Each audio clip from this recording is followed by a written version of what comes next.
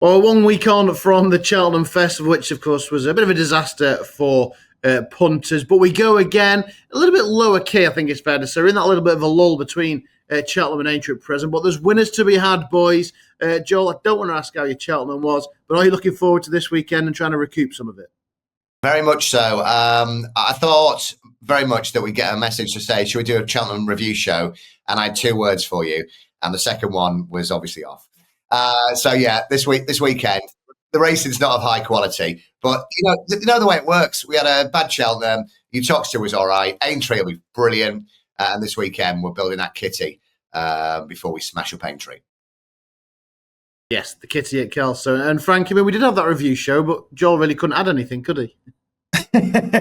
Yeah, a loser. It was tough for punters all around, wasn't it? And horses that, whether you wanted to back them at a short price or not is another question. But there were enough horses throughout the week that were expected to win on the talent they've shown, and it just wasn't happening for punters, was it? Somehow I turned it around on day 4. If anybody had followed me for the first 3 days, I wouldn't blame them if they gave up following me for the 4th, but I did actually turn it around with a good day 4. So I wasn't in too bad spirits. It was nice to finish with a few winners and somehow finished marginally in front. I maybe bought myself a pint on the way out, and that was about it. Wasn't successful all round, really.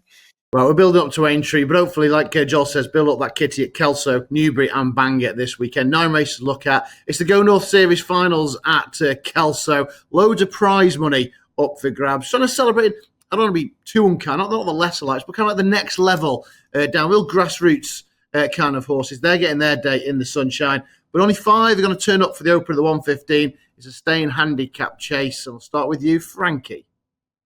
Yeah, I think a lot of my selections this week will come based on those that have performed on a slightly sounder surface and maybe over the right race courses. Maybe I'm semi-scarred from Cheltenham, lots of softer ground horses getting beaten on a quicker surface. But look, it's good forecast at Kelso.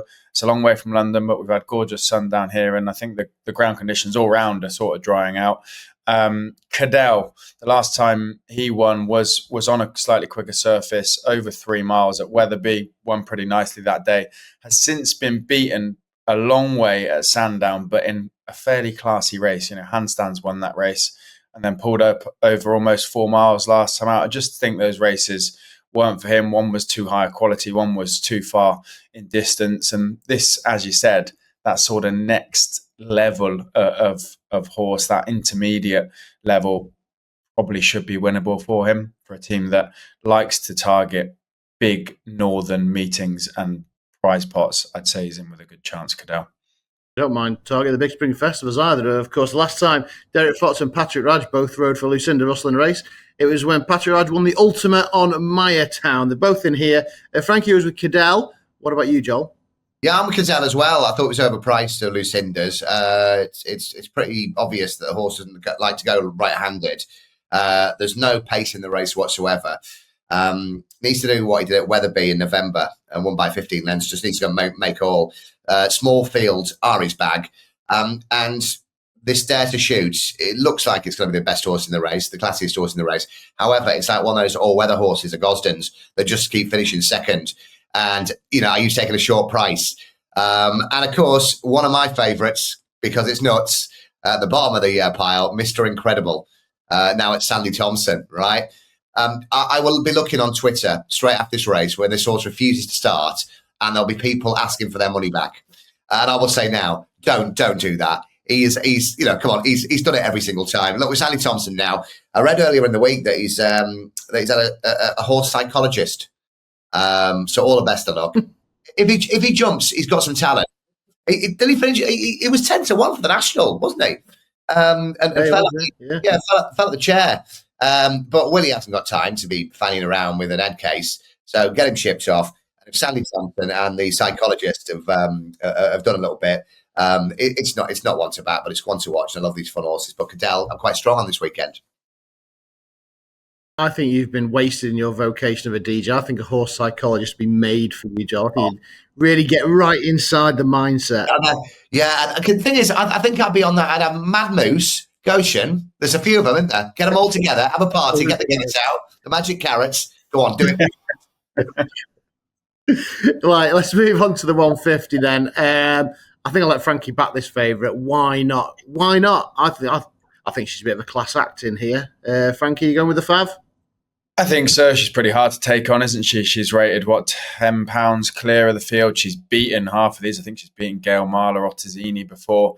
If you were ever trying to take her on, maybe Sacre-Cœur back over hurdles. But yeah, why not? Actually, is pretty reasonably priced. I did think that she may go off shorter, certainly, because there's not much to take her on with.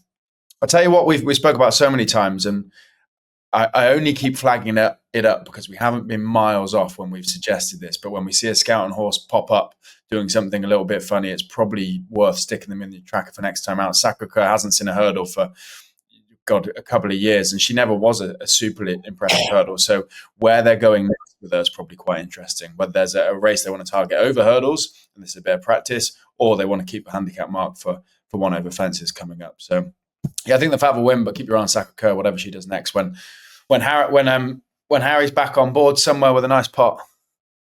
Yeah, I'd imagine so. But yeah, I think why not? I love Ottesini. I think she's got a great attitude, but I think she might just be outclassed here, Joel.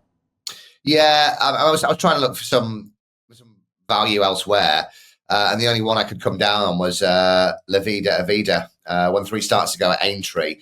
I watched it back early this morning, but you couldn't really see much because that was in the fog, won by a short head. It has been given 2 shockers the last time. I don't know if it's by design or the horse might be a bit of a pig. But the last 2 rides, Charlie Maggs and Brian Hughes, you wouldn't be putting that on your show reel. March the 8th, when Charlie Maggs rode it, I think the Racing Post said something along the lines of too much to do, never involved, no telling impression. There's a lot of pace on in the race, and I think she can come there and try to pick up the pieces. But I think Alice Stevens will ride a double this weekend, and why not? Why not back it? And if you go for the forecast or to place, La Vida Avida for me. Okay, then yes. So why not? Unanimous, but La Vida to chase home. Why not? Right, let's look at the 225. Then 2.5 miles, 30 grand up for grabs, and a big field, 16 set to go to post. I'll start with you this time, Joel. Nice big handicap to get stuck into. Yeah, I quite liked Nordic Tiger here of Harry Derhams. It's been running on bad ground, and it's a good ground horse. End of last season was 3 from 4. And then when, the Welsh publicised gallops have been washed away and the stable completely out of form, it had 3 quick races in a month and has dropped down the handicap mark quite considerably. Alice Stevens rode it last time in a conditional jockeys race. She can claim the full 3 this time. And those 3 races, if there's any interest, at Haydock, always behind, Weatherby, never better than midfield, and at Kelso, in rear, tailed off in that conditional jockeys race. I don't necessarily think it's a massive setup job, but the horse is much better than this, and the stable in much better form. And Alice Stevens was given a spin around last time in that conditional jockeys race. She's a good jock, and I think she'll ride a double. Always behind, never in contention, and tailed off, and it's not a setup job. It's clearly in prime form. I've decided now. I've decided now. I've looked at those handicaps at Cheltenham, going, "Oh, he's having it right off. They're having it right off." Do you know what? Sometimes they're probably not, and the horses just ain't very good. So I'm now going to be more conservative. No, fair. It did have some really good juvenile form, Nordic Tiger. I can see the angle for sure. Maybe he is very well treated now. Frankie? I'm going to go with the old boy, Ashington, for your mate Mark Walford, Joel. One last time out over the same trip on good ground, and prior to that, his last victory came over course and distance, again on good ground. So I think conditions, track will all suit, and look, being turned around quickly after only winning last week. Last week. But sometimes that's a good sign. It doesn't always happen. Horses don't always back up a performance, but probably came away from that win last time in good enough nick to come and have another crack at a good pot. And the claiming jockey keeps the rides. Fair play to him. Paddy Barlow on Ashington for me. Okay, right. I'm still trying to work out why they have 2 massive novice handicap mares races for huge prizes on exactly the same day. One over 2 mile, one over 2.5. But surely horses would like to have a shot at both prizes. But this is where we're at. Let's have a go at 3 o'clock then. 100 grand up for grabs in this mares contest over 2 miles. Joel. Yeah, just look at that. Over 51.5 grand for the winner. of this. I mean, come on. This is unbelievable. Unbelievable.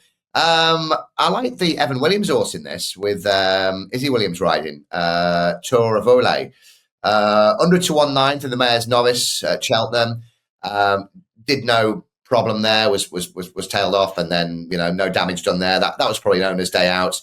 Before that, 4 wins from 5. Only blip was at Windsor before Cheltenham, when the handbrake was firmly on. Sorry, no, I got that wrong. The track didn't suit that day. Never better than midfield. See, I've lost it already after one race. So I really like this Tour of Ole, much better than the form figures may suggest. And let's just say Evan Williams may have a little bit of form for this lately. It knows it was a nice win at Taunton, won a couple of starts ago. That is interesting. What about you, Frankie?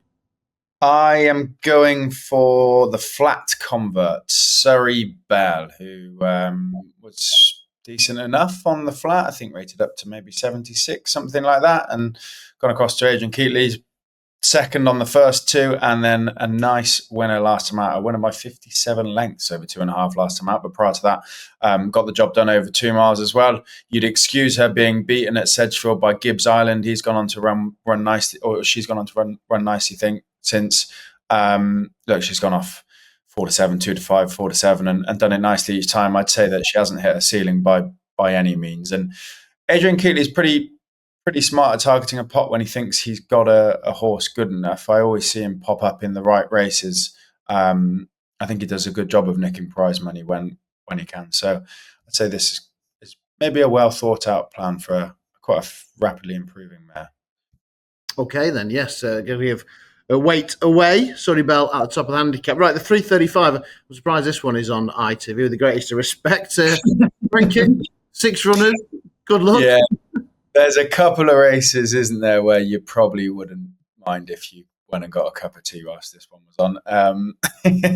Bollinger and Krug. We talk about Lucinda Russell being good at handicapping horses. She doesn't kind of get, well, maybe they do, but I don't think she necessarily gets pinned down as one for a plot job, although they do a fantastic job of it, maybe just because she's so lovely and smiles and gets away with it a little bit more, and people don't think, oh, you've been up to something here.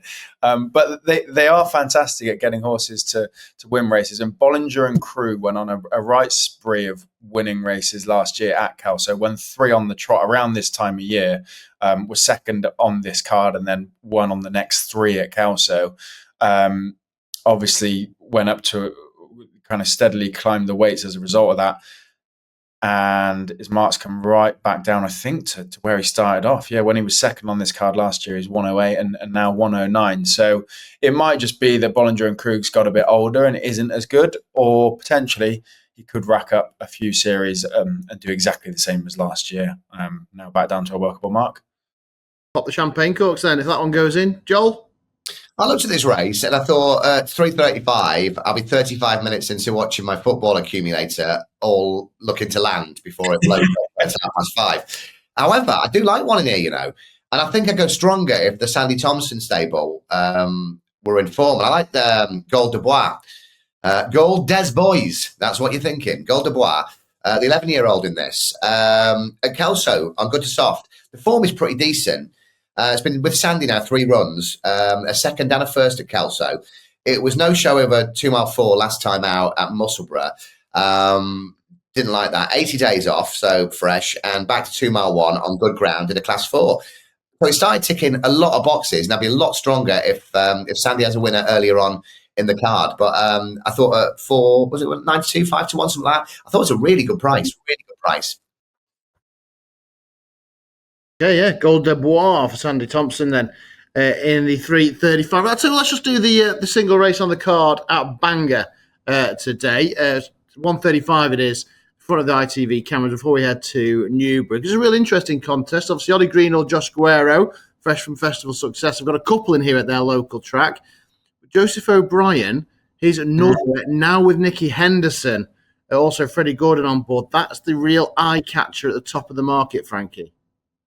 Yeah, I struggle to back these, you just because you don't. I guess you don't really know how how he's settled into the yard, what the plan is. Is there a long-term plan? Have they just found a race they think is winnable? And Freddie's a great jockey claiming 3, so maybe, it's just a nice bit of race planning or targeting than anything else. I don't know. I do struggle to back him, but yeah, Nusrat had a lot of class, didn't he, in his day for Joseph O'Brien. On Public was second in this last year. Thunder Rock's got a bit of class, but doesn't really jump like a 2.5 miler should.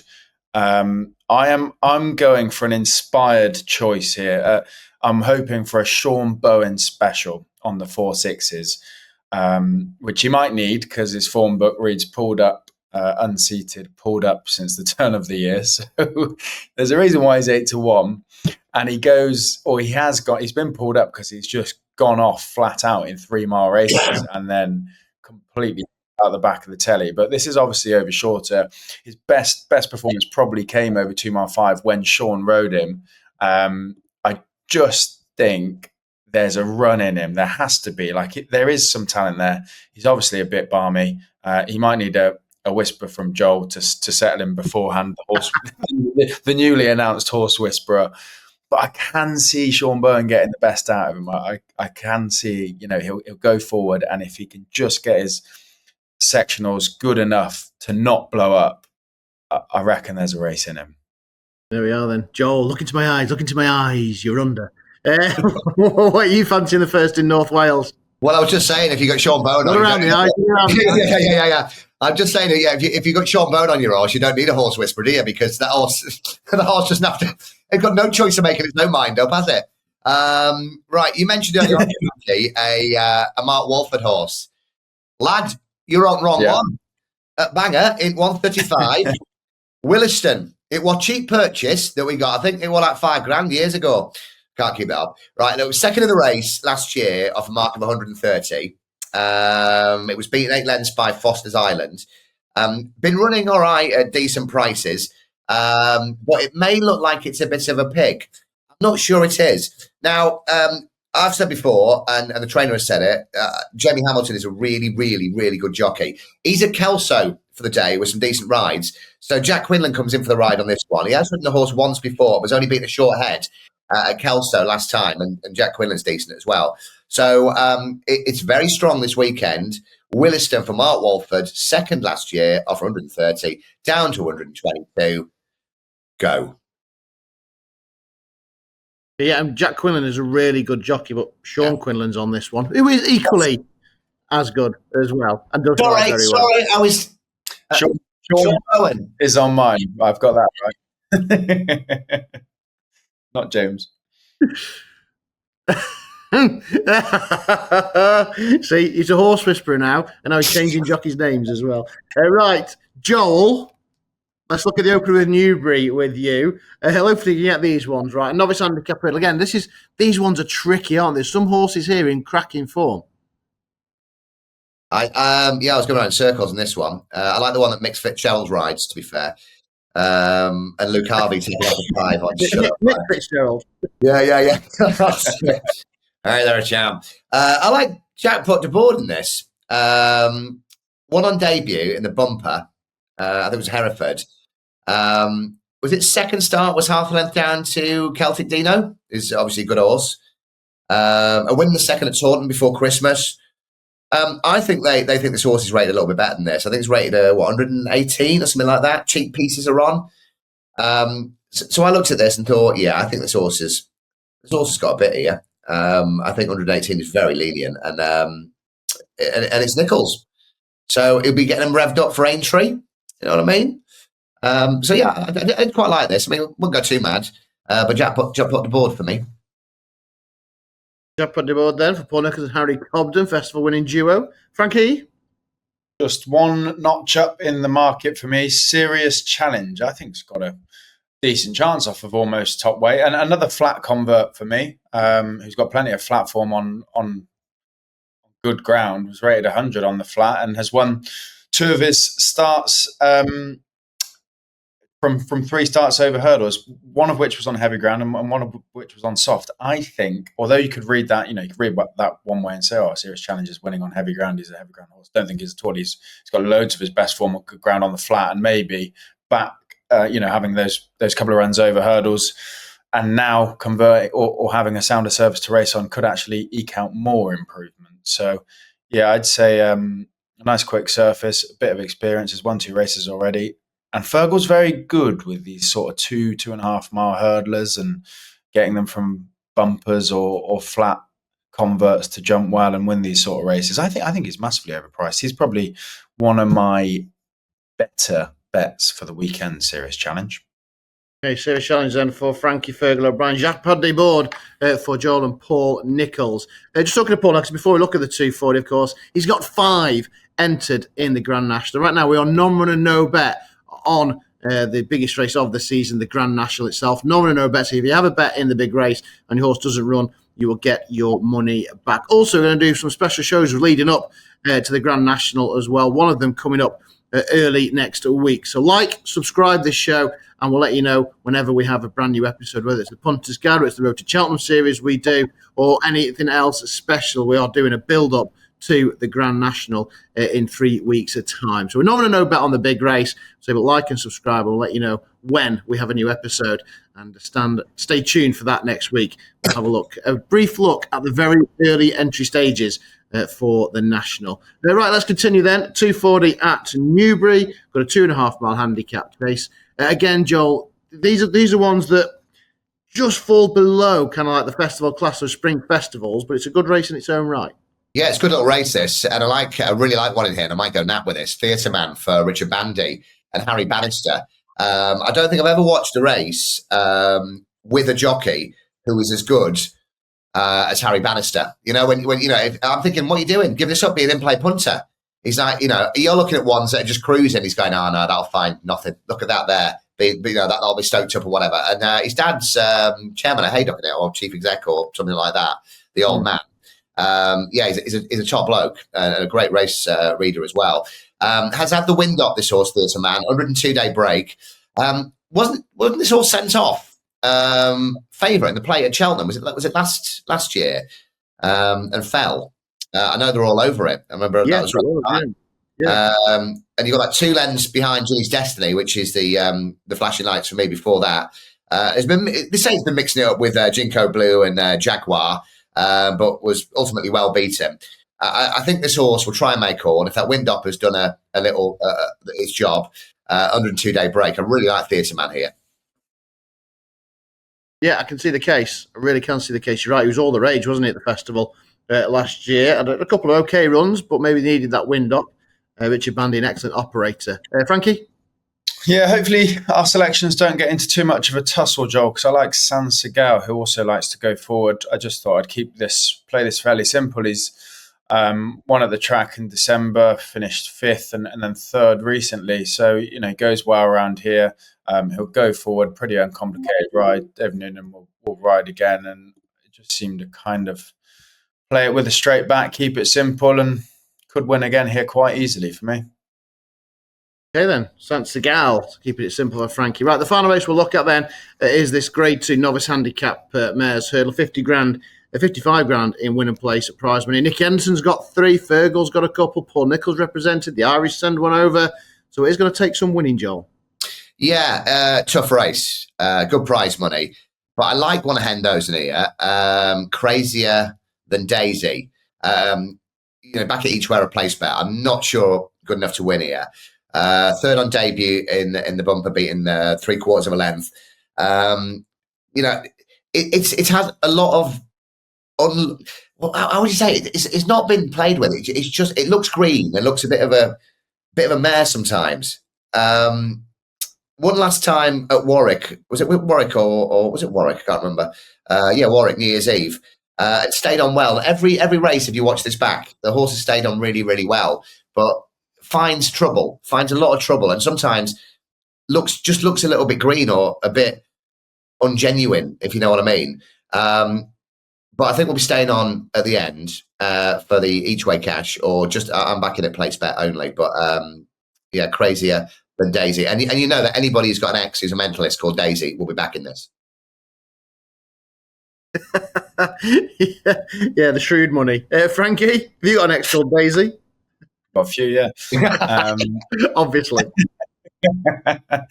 La Pinciniere, if you can remember, I flagged up, I think it was around Christmas time. She was a non-runner in a handicap race at Ascot, and I kind of kept her on side since then. And she did win. She beat Alan King's horse, isn't it? Naphand next time out, but then was battered by Jasmine Bliss last time out at Southwell. I think Jasmine Bliss could be quite smart. The way that she quickened away from the last hurdle was pretty impressive to me. I think if there's one in here that's got potential to go on to, be a proper graded mare, Jasmine Bliss for me could be that. I love the way she hit the line last time out, and as I said, having followed La Pinciniere previously, and then she hammered her by 11 lengths, I'd say she could be quite smart. Yeah, for the Noel Feely Racing Club. Any insight, Joel? Say what? Noel Feely Racing Club. Any chatter? No, I haven't heard anything.